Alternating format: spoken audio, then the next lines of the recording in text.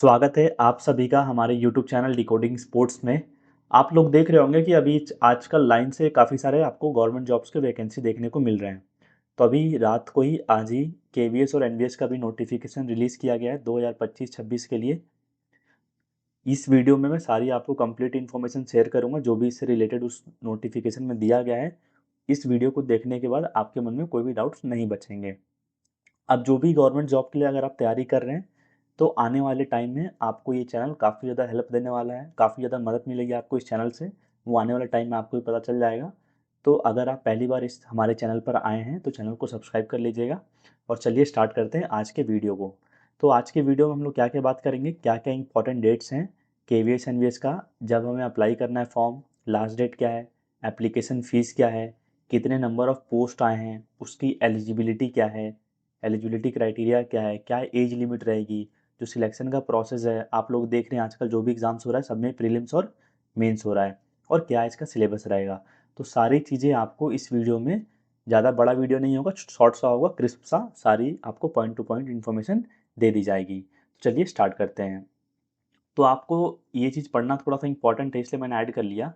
CBSE and autonomous organisation under the ministry of education, department of school education literacy, government of India, on behalf of KVS and NVS invites online applications from eligible Indian citizens for recruitment of direct basis on teaching के लिए।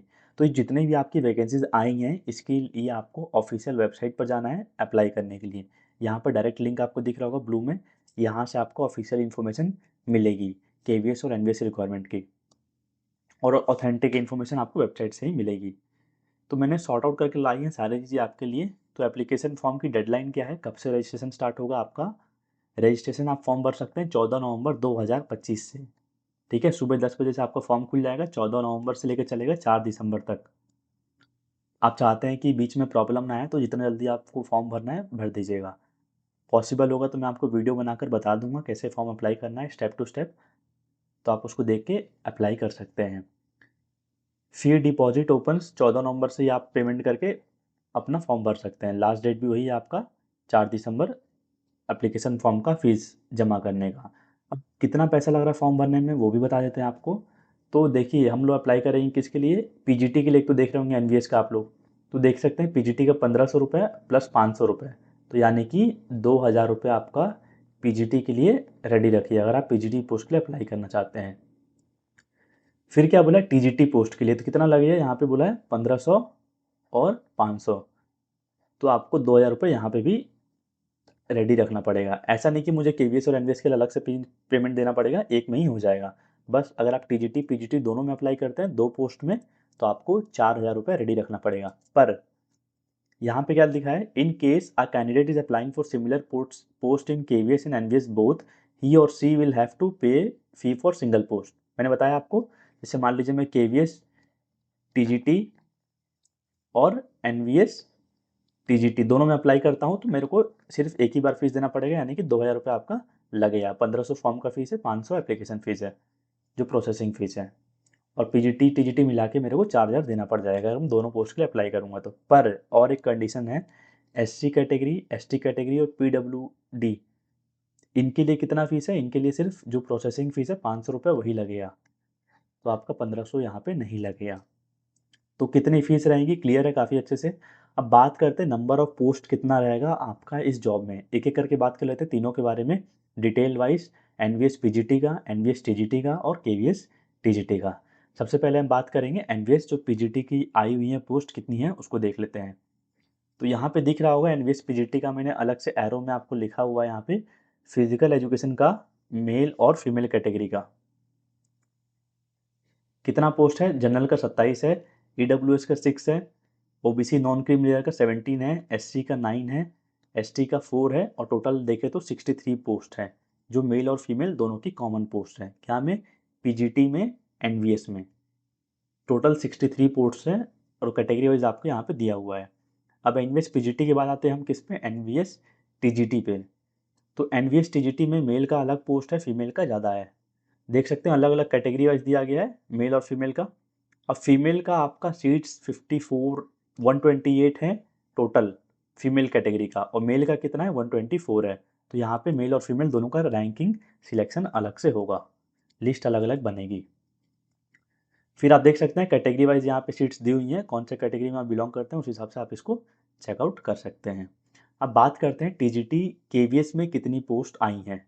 तो यहाँ पे 7वें number पे दिख रहा होगा हमको, फिजिकल एंड हेल्थ एजुकेशन बोलते हैं इसको केवीएस में। और केवीएस में हमारा पीजीटी तो है नहीं फिजिकल एजुकेशन का, तो यहाँ पे सिर्फ आपको टीजीटी के पोस्ट देखने को मिलते हैं। अनरिजर्व में हमारे 61 पोस्ट हैं, ईडब्ल्यूएस में 14 सीट्स हैं, ओबीसी नॉन क्रीमिलियर में 38, एससी में 21, एसटी में 10, तो टोटल 144 सीट्स हैं हमारे केवीएस टीजीटी में, including male and female both category. तो 144 पोस्ट आपके किस में हो गए केवीएस टीजीटी में, 124 मेल के लिए, 128 फीमेल के लिए एनवीएस टीजीटी में हो गया, और एनवीएस पीजीटी में कितना हो गया 63 पोस्ट हो गया। तो करीबन आपका तीनों को जोड़े तो 450 के आसपास आपके पूरे पोस्ट हैं, मतलब गोल्डन अपॉर्चुनिटी है सभी के लिए, इजीली जॉब्स अगर आप चाहते हैं थोड़ा सा मेहनत करके आपको लग सकता है। अब बात करते हैं एलिजिबिलिटी की, एलिजिबिलिटी क्या रहेगी, यहाँ पे काफ़ी लोगों को डाउट आ रहा है। तो पहले बात करते हैं आप किसका, पीजीटी एनवीएस का। तो एनवीएस में आपको पे स्केल भी यहाँ पे मैंने ऐड ऑन किया हुआ, लेवल 8 रहता है आपका पे स्केल। एज लिमिट क्या रहती है आपकी, 40 साल क्रॉस नहीं करनी चाहिए, और जो रिलैक्सेशन रहता है गवर्नमेंट ऑफ इंडिया के नॉर्म्स के हिसाब से वो भी आपको लगता है इसमें अलग से। तो ये तो पे स्केल हो गया। अब देखते हैं क्वालिफिकेशन क्या मांगा है। Master degree in physical education with from NCTE recognised institution और university with at least 50% marks. MPEd मांगा है 50% उससे ज़्यादा या उससे अधिक होना चाहिए आपका। डिजायरेबल क्या बोला है, आपने अपने स्पोर्ट्स में पार्टिसिपेशन किया हो, या तो आपको एक्सपीरियंस हो टीचर का, या फिर आपने कोई रेसिडेंशियल स्कूल का एक्सपीरियंस हो, ये डिजायरेबल क्वालिफिकेशन है। इसेंशियल क्वालिफिकेशंस नहीं है, मतलब मैंडेटरी नहीं है, अगर है तो अच्छी बात है, उससे थोड़ा सा आपको बेनिफिट इंटरव्यू में मिल जाएगा। तो ये था पीजीटी एनवीएस का एलिजिबिलिटी। अब मूव ऑन करते हैं, आगे बात करते हैं एनवीएस का टीजीटी का एलिजिबिलिटी क्या है। अब देखिए ये जो एलिजिबिलिटी है एनवीएस टीजीटी का, ये एज इट इज है जैसा ईएमआरएस का, अगर आपने देखा होगा फॉर्म ना, वही यहाँ पे सेम एज इट इज दिया हुआ है। तो पे स्केल क्या रहेगा, एनवीएस टीजीटी में लेवल 7 का ही रहता है आपका। अपर एज लिमिट क्या है, मिनिमम आपका 18 साल से प्लस रहना चाहिए, और एक्सीड कितना नहीं करना चाहिए, 35 ईयर्स एक्सीड आपका नहीं करना चाहिए। अब टीजीटी फिजिकल एजुकेशन मेल और फीमेल कैटेगरी में देखते हैं क्या एलिजिबिलिटी है इनके में। तो 4 year integrated BPEd course from NCT, तो 4 साल वाला बीपीएड 50% या उससे अधिक, पहला हो गया, ठीक है। दूसरा क्या बोला है, और में bachelor degree in physical education, physical science, physical education and sports offered by NCT recognised institutions university with at least 50% marks. मतलब आपने बैचलर डिग्री किया हो, जैसे कि बीपीएस बीएससी वगैरह फिजिकल एजुकेशन में, provided that physical education is studied is all the years of graduation. आपने जो ग्रेजुएशन करी है, जैसे मान लीजिए आपने बीकॉम करी है, बीकॉम में आपका फिजिकल एजुकेशन नहीं था, तो आप एलिजिबल नहीं है दूसरे क्राइटेरिया से। यदि आपने बीपीएस किया है, फिर आपने 1 साल का बीपीएड या 2 साल का बीपीएड किया हुआ हो एनसीटी रिकॉग्नाइज्ड इंस्टीट्यूशन से, उसमें आपका 50% या उससे अधिक है, तो आप एलिजिबल हैं। यानी कि अभी तक क्या हुआ है, जो दूसरे फील्ड वाले ग्रेजुएशन किए हुए हैं वो एलिजिबल नहीं है एनवीएस टीजीटी में, बता रहा हूँ मैं आपको, ठीक है। फिर तीसरा क्राइटेरिया देखते हैं क्या बोला है, और में bachelor degree with physical education as an elective subject. मान लीजिए आपने कोई बीए इन पॉलिटिकल साइंस किया मान लीजिए, तो वहाँ पे आपने इलेक्टिव सब्जेक्ट, तो जो भी आपका 3 वर्षों का ग्रेजुएशन आपने किया है उसमें आपका क्या रहना चाहिए, फिजिकल एजुकेशन आपने तीनों साल में पढ़ा रहना चाहिए। अगर आपका फिजिकल एजुकेशन ग्रेजुएशन में नहीं है तो आप एलिजिबल नहीं हैं एनवीएस टीजीटी के लिए। Bachelor degree with physical education as an elective subject with 50% marks and participation in national और स्टेट और इंटर यूनिवर्सिटी कॉम्पिटिशन्स, ठीक है। सर्टिफिकेट भी मांगा इसमें आपका, तो ये तो होना चाहिए इलेक्टिव सब्जेक्ट के साथ साथ आपका सर्टिफिकेट भी होना चाहिए। समझ में आ गया आप लोगों को। और डिजायरेबल क्वालिफिकेशन यहाँ पे दिया हुआ क्या है, मतलब ये रहेगा तो अच्छी बात है, इंटरव्यू में आपको थोड़ा सा फायदा मिल सकता है इसका। आपने खेला हुआ हो अपना गेम में टूर्नामेंट्स, आपको हिंदी इंग्लिश वर्किंग नॉलेज हो, एक्सपीरियंस हो रेसिडेंशियल स्कूल्स में काम करने का, या फिर आपने डिप्लोमा किया हो national institute of sports NIS Patiala से।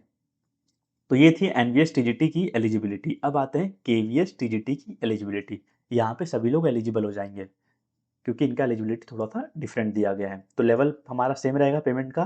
अब टीजीटी पीएनएचई का केवीएस में क्या रहेगा, 4 ईयर इंटीग्रेटेड कोर्स, तो 4 साल वाले बीपीएड वाले डायरेक्ट एलिजिबल है क्लियरली, एनसीटी के द्वारा अप्रूव होना चाहिए उनका डिग्री, 50% है उससे अधिक मार्क्स वाले। फिर दूसरा क्राइटेरिया क्या बोला है, और में graduation from a recognised university, मतलब आपने कोई भी फील्ड में ग्रेजुएशन किया हो और आपने बीपीएड किया हो तो आप एलिजिबल हैं, समझ गए। तो आप केवीएस टीजीटी में थोड़ी कंपटीशन ज़्यादा रहेगी अगर हम देखें तो इन कंपैरिजन टू एनवीएस, क्योंकि एनवीएस में काफ़ी लोग एलिजिबिलिटी में ही बाहर हो जाएंगे, जैसे आपके ईएमआरएस में काफ़ी लोगों को देखने को मिला है। तो केवीएस टीजीटी में क्या बोला है आपका, डिजायरेबल क्वालिफिकेशन आप देख सकते हैं, sports participation, English working efficiency आपकी है, लैंग्वेज में रीजनल लैंग्वेज हिंदी इंग्लिश, और एक्सपीरियंस आपको वर्किंग स्कूल में, तो या फिर आपने डिप्लोमा, तो ये सब आपके डिजायरेबल क्वालिफिकेशन से चाहिए, अगर है तो अच्छी बात है, नहीं है तो कोई बात नहीं। तो ये तो बात हो गया एलिजिबिलिटी के बारे में, मैंने काफ़ी अच्छे से आपको सारी चीज़ें बता दी क्या एलिजिबिलिटी रहेगा, और आई होप आपको क्लियर हो गया होगा। अगर नहीं है तो आप कमेंट कर दीजिएगा, आपको मैं इंस्टेंटली रिप्लाई दे दूंगा।